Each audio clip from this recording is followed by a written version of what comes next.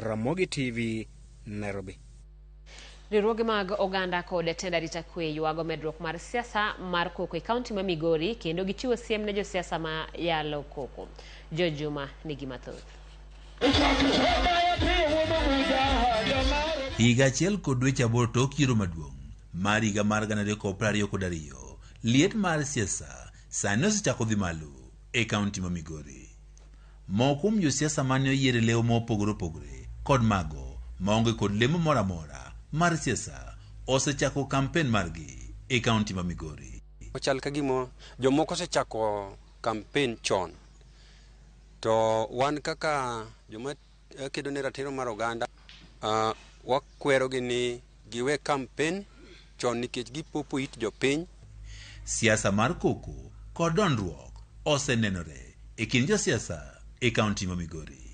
Kaunti komishona e kaunti ma Migori David Gitonga wacho ni siasa mar koko osenenore e kaunti ma Migori to ahinya e kuonde liete. No, of late we've been having politically instigated violence, especially during funerals.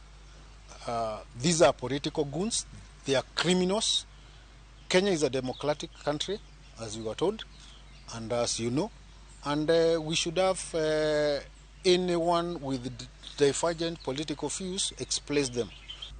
Ochiwo siem ne josiasa matiyo kod ojende e kelo koko e kaunti ma Migori. We've agreed, we're profiling them, we're working on them, and irrespective of your political affiliation, if you're involved in a political organism, we are going to deal with you.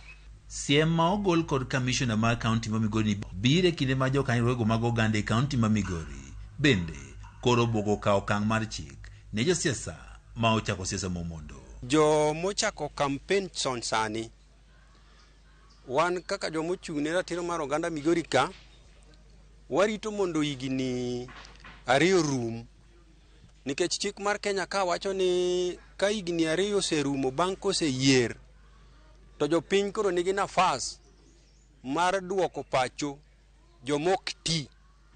Koro jomochako kampen machon gi jogi ok ti. Jagoro mar riwruogego mag oganda e kaunti ma Migori Sorwa wach ni siasa momondo koro thiro dongruok e kaunti ni. Omiyo wamiyogi signal ni kochakore achaka dwe mar 9 higani, higni 2 rumo, wan wachako sensitize jopiny mondo they recall clause mantiere katiba cha gi apply, and wabiro guide the process mondo mi king'eyo ni elected leader to kitine jopiny, wadhi rado kodi kochakore dwe mar 9 higani e recall clause. Liet mar siasa ni nyaka sani kosenenore ahinya e komno mar gavana kaachiel kod seneta e kaunti ma Migori. Oganda e kaunti ma Migori osebiro ka koro kwayo josiasa mondo koro we saso itgi kod siasa momondo kendo giket mainogi e wechego mag dongruok. Juma, Ramogi TV, Migori. Kod teko ma osekete kedo gi iro mamero ji mar shisha koro yudo dok